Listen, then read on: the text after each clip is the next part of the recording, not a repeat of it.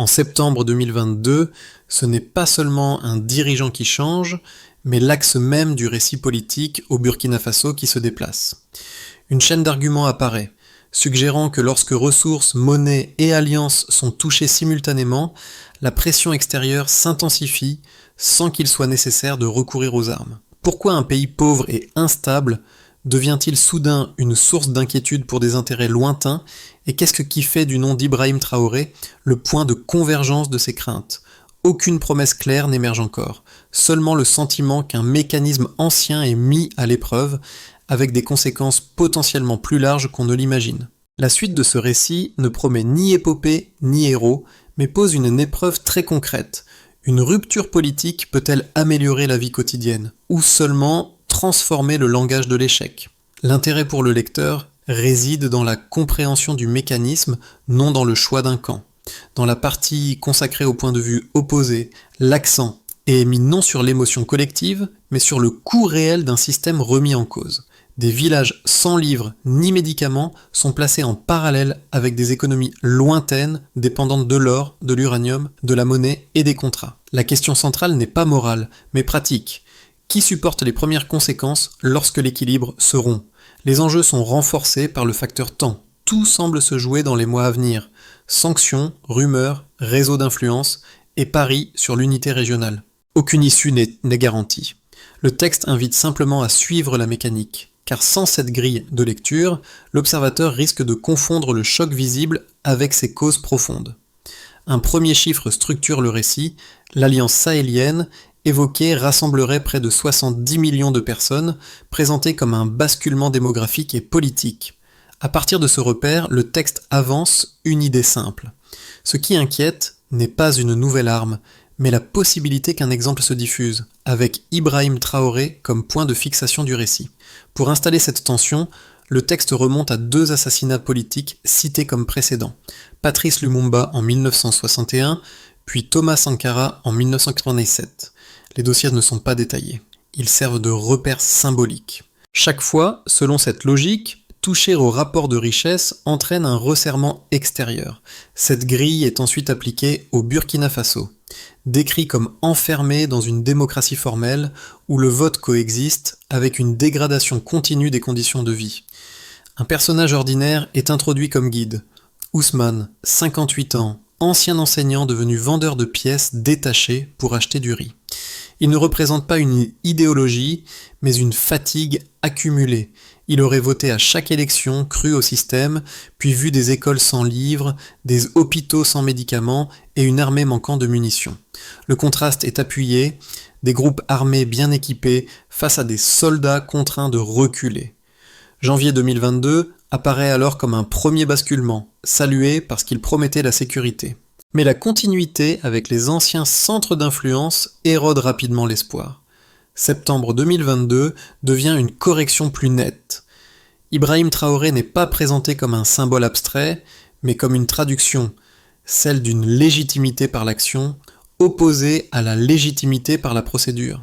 À ce stade, Ousmane cesse d'être un simple témoin pour devenir une unité de mesure. À travers lui, la politique quitte l'abstraction pour prendre la forme de gestes quotidiens, acheter du riz, éviter certaines routes la nuit, fermer une école trop exposée.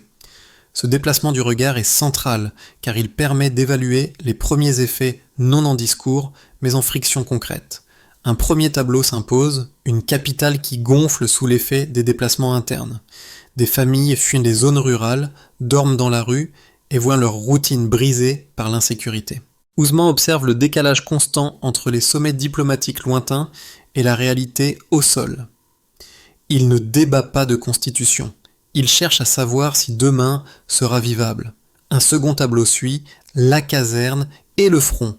Le récit oppose une armée formée par des partenaires extérieurs mais privés de moyens, à des groupes armés mieux équipés.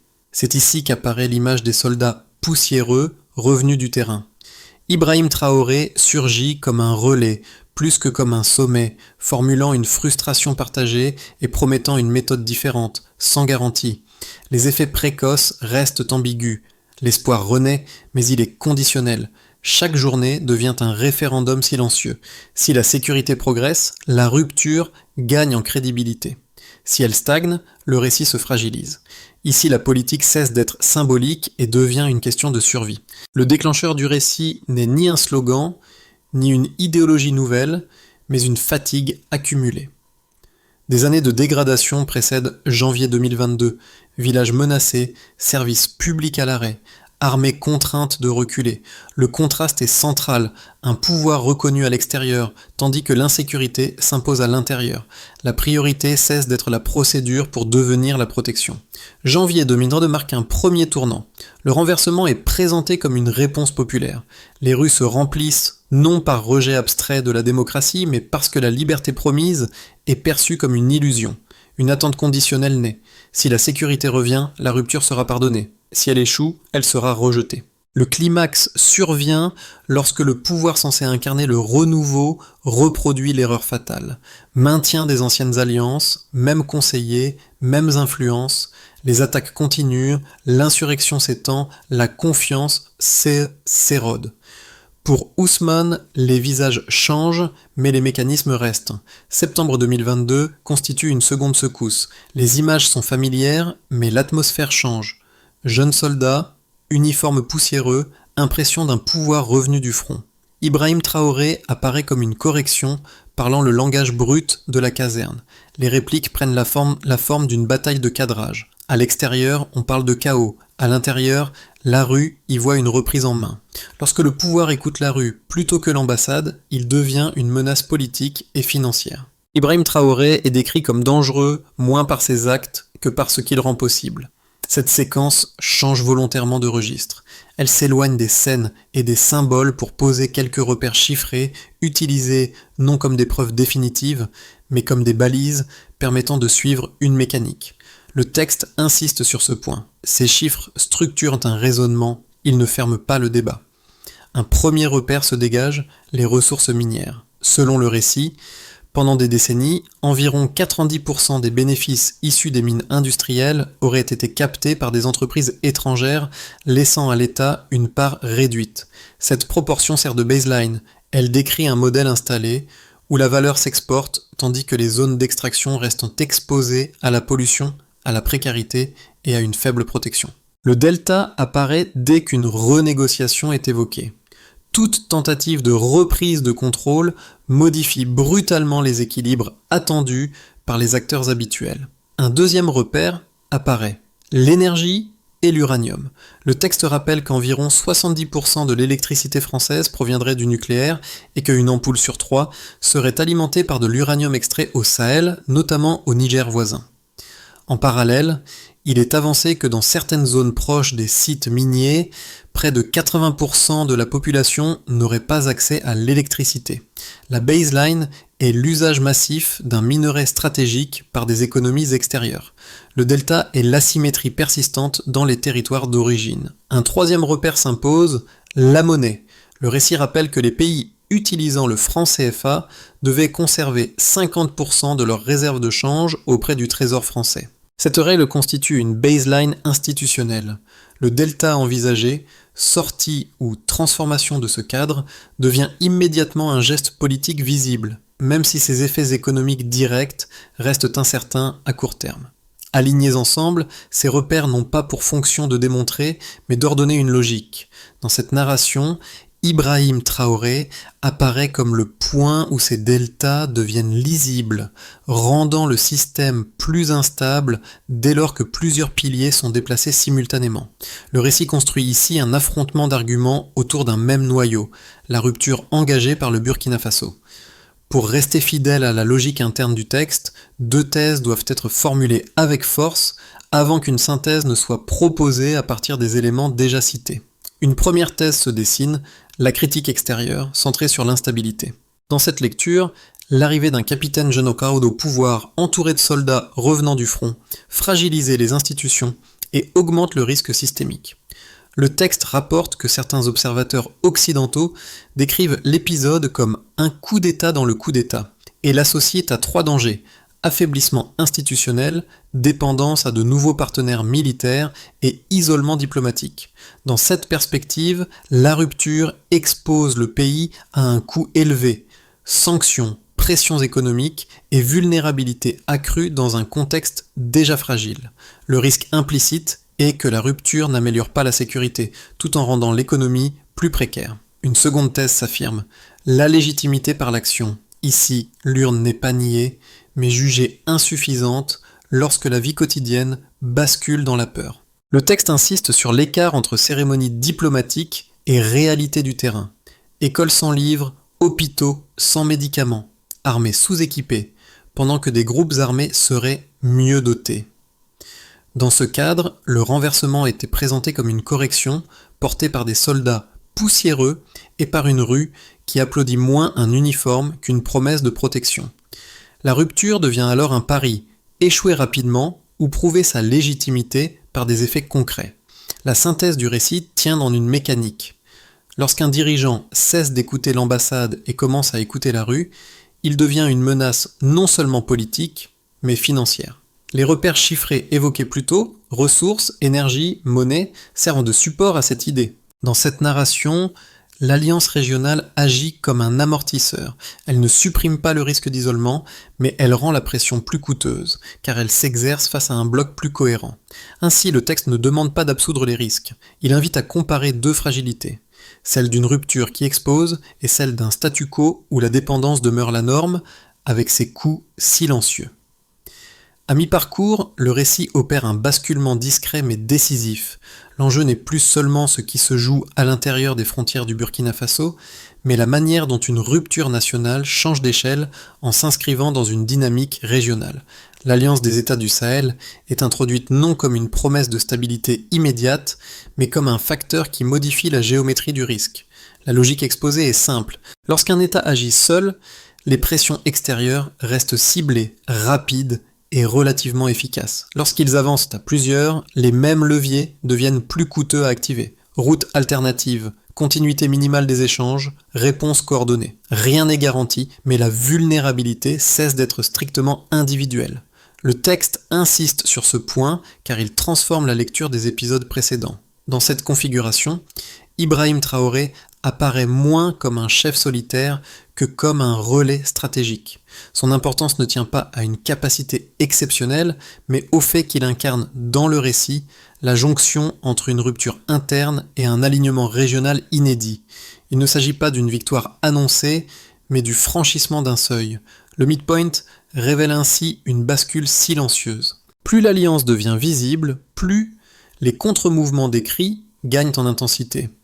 À partir de là, la question centrale se déplace. Qui supportera concrètement le coût de cette nouvelle configuration et à quel rythme ces effets se feront-ils sentir ? À partir de ce point, le récit se déploie en effets tangibles, répartis sur 4 sphères distinctes.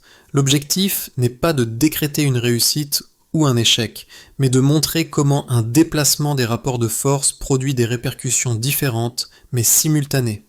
Du côté de l'État, la rupture entraîne un double mouvement. D'un côté, l'appareil public cherche à reprendre la main sur des leviers présentés comme longtemps partagés ou captés, sécurité, contrats miniers, politique et monétaire. Cette reprise apparaît comme un gain de souveraineté symbolique et opérationnelle. De l'autre, elle expose immédiatement l'État à des pressions plus fortes.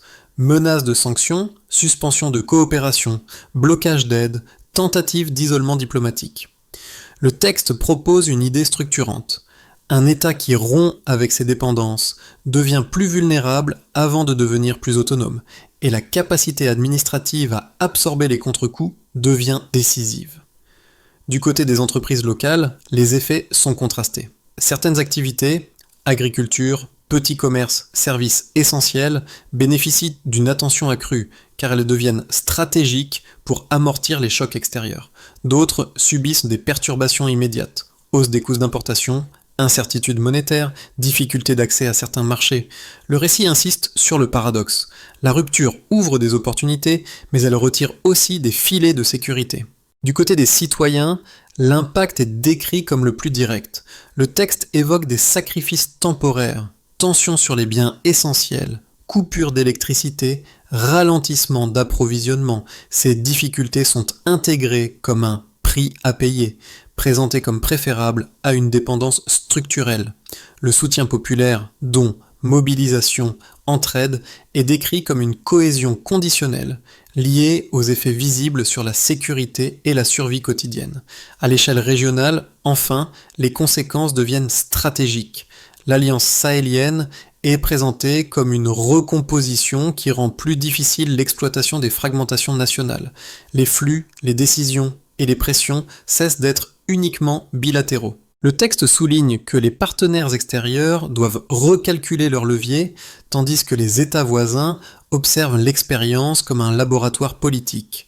Dans cette lecture, Ibrahim Traoré n'est pas l'unique moteur de ces conséquences, mais un point de convergence. Le résultat dépend surtout des interactions entre institutions, économie locale, société civile et alignement régional. Pour prolonger la dynamique décrite sans basculer dans la prédiction, le récit propose trois trajectoires possibles sur un horizon de 6 à 12 mois. Elles servent de cadre de lecture pour mesurer la tension entre continuité et rupture. Dans chacun de ces scénarios, Ibrahim Traoré reste présent comme figure de référence, mais l'enjeu dépasse sa personne pour concerner l'architecture régionale en formation. Premier scénario, celui d'une consolidation fragile. Dans cette hypothèse, la sécurité intérieure progresse lentement grâce à une coordination plus cohérente entre armée, volontaires et services locaux. Les effets restent inégaux selon les territoires, mais suffisants pour éviter un effondrement général. L'Alliance sahélienne continue de fonctionner sans avancer aussi vite sur les volets économiques ou monétaires. Les sanctions persistent, mais de manière plus ciblée. L'État regagne une marge de manœuvre limitée, tout en restant exposé aux ruptures logistiques. Le Burkina Faso devient plus autonome qu'auparavant, sans être en mesure d'imposer son rythme à la région. Deuxième scénario, plus optimiste, celui d'une bascule stratégique. Ici, les avancées sécuritaires deviennent plus visibles et certaines zones repassent progressivement sous contrôle. L'Alliance régionale accélère ses chantiers, mobilité coordonnée, harmonisation minimale des règles minières, corridors logistiques protégés. Le pays s'affirme comme un pivot régional et Ibrahim Traoré apparaît comme un coordinateur capable de réduire l'impact des pressions extérieures par le jeu des alliances. Cette dynamique attire l'attention d'autres États désireux de réduire leur dépendance. Troisième scénario, plus pessimiste, celui d'un étouffement progressif. Dans cette version, les contre-mouvements prennent l'avantage. Sanctions renforcées, perturbations d'approvisionnement, rumeurs et campagnes informationnelles fragilisent l'action publique. L'insécurité limite les capacités de l'État. L'économie s'essouffle et l'alliance régionale se fissure. La règle de lecture reste simple. Coordination visible, rupture viable, isolement, pression dominante. À ce stade, le récit cherche à ramener les enjeux géopolitiques à l'échelle des trajectoires individuelles. Il ne s'agit plus seulement d'examiner alliances, sanctions ou contrats, mais de comprendre comment une rupture de cette ampleur se traduit concrètement selon la position de chacun. Trois profils de lecteurs sont ainsi distingués, non pour les opposer, mais pour montrer la diversité des effets. Pour ceux qui vivent sur place, au Burkina Faso ou dans les pays voisins, la question centrale reste la continuité de la vie quotidienne. Le texte décrit un mélange de fatigue et de détermination, façonné par les coupures, les tensions logistiques et l'insécurité persistante. L'impact le plus immédiat est émotionnel, l'angoisse d'une nuit instable, la peur de l'imprévisible, mais aussi la conviction que résister vaut mieux que se résigner. Deux gestes simples émergent, s'informer régulièrement et renforcer les solidarités locales qui deviennent des amortisseurs face au choc. Pour ceux qui vivent loin, notamment dans la diaspora, l'effet est différent. Le récit souligne une circulation de l'information souvent fragmentée et filtrée par des cadrages extérieurs. Le lecteur se retrouve entre soutien et prudence. L'enjeu devient d'éviter la polarisation automatique en vérifiant les sources avant de relayer et en privilégiant des échanges qui dépassent l'indignation immédiate. Pour les observateurs extérieurs, enfin, cette séquence rappelle que les crises sahéliennes ne sont jamais abstraites. Elles influencent prix, politique et migratoire, choix énergétiques et équilibre diplomatique. Dans ce cadre, Ibrahim Traoré n'est pas une boussole morale, mais un point d'entrée analytique pour comprendre une mécanique plus large. Cette partie du récit ne propose pas un plan technique détaillé, mais une méthode progressive destinée à transformer une mobilisation politique en système durable. L'accent n'est pas mis sur un homme, mais sur la capacité collective à absorber les pressions sans s'effondrer. Dans ce cadre, Ibrahim Traoré apparaît comme un point d'appui transitoire, non comme une solution définitive. La première étape, sur les 2 premiers mois, consiste à sécuriser l'essentiel. L'État concentre ses efforts sur les corridors vitaux, approvisionnement, hôpitaux, zones de marché, pendant que les communautés locales organisent l'entraide. Le critère d'évaluation n'est pas le discours, mais la réduction des ruptures de services critiques et la continuité des stocks médicaux de base. La deuxième étape, entre le premier et le 4e mois, vise à stabiliser l'information. Autorités, médias locaux et relais civiques diffusent des messages sobres et vérifiables afin de limiter rumeurs et paniques. L'efficacité se mesure par la cohérence des messages et la baisse des réactions en chaîne provoquées par la désinformation. La troisième étape, du 2e au 6e mois, consiste à verrouiller la coopération régionale. Le Burkina Faso, le Mali et le Niger synchronisent logistique, frontières et réponses aux pressions extérieures. Le succès s'évalue à la capacité de maintenir les flux commerciaux régionaux malgré les contraintes. Enfin, dans la seconde moitié de l'année, l'objectif devient la construction d'une résilience durable par le réinvestissement dans l'éducation, la santé et l'administration, sous le regard attentif de la société civile. Le récit se referme en revenant au visage qui a servi de boussole depuis le début, Ousmane. Il n'incarne ni un slogan ni une idéologie, mais une fatigue patiente accumulée au fil des années. À travers lui, les grands équilibres géopolitiques se contractent en une question simple. Demain sera-t-il habitable ? Dans cette perspective, Ibrahim Traoré cesse d'être un point de projection émotionnelle pour devenir un test. Le test ne porte pas sur un individu, mais sur une méthode. Une rupture peut-elle produire autre chose qu'un moment spectaculaire ? Le texte insiste sur un danger intérieur, plus silencieux que les sanctions ou les pressions extérieures, l'attente de miracles. Lorsqu'un homme est élevé au rang de symbole absolu, la société tend à observer plutôt qu'à construire. Or, la mécanique décrite exige l'inverse. Des citoyens capables de maintenir l'effort, des administrations qui résistent à la corruption quotidienne et des solidarités locales qui comblent les vides lorsque les prix augmentent ou que l'électricité manque. Une rupture ne tient pas par l'élan ou le mythe. Elle ne survit que si elle devient une routine partagée, ancrée dans des pratiques ordinaires plutôt que dans des promesses exceptionnelles. La conclusion ne propose ni consigne, ni alignement automatique. Elle invite plutôt à déplacer l'attention de la réaction immédiate vers l'observation patiente des mécanismes. L'histoire du Burkina Faso est ici utilisée comme un miroir plus large, révélant la manière dont les systèmes réagissent lorsqu'un maillon cesse de fonctionner comme prévu. Dans ce cadre, Ibrahim Traoré n'est pas présenté comme une solution à adopter ou à rejeter, mais comme un révélateur des tensions déjà présentes. Pour le lecteur, l'enjeu n'est pas de choisir un camp par réflexe, mais de choisir une méthode d'analyse, regarder les chaînes de cause à effet plutôt que les visages, examiner les flux, ressources, monnaies, alliances, informations plutôt que les slogans, se demander à chaque étape quels intérêts sont stabilisés et lesquels sont déstabilisés par une décision donnée.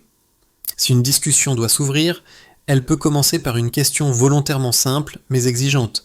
Dans ce récit, qu'est-ce qui relève du symbole et qu'est-ce qui relève du système ? Et lorsque le nom d'Ibrahim Traoré revient dans le débat public, sert-il à comprendre une mécanique en mouvement ou à remplacer cette compréhension par une figure unique ?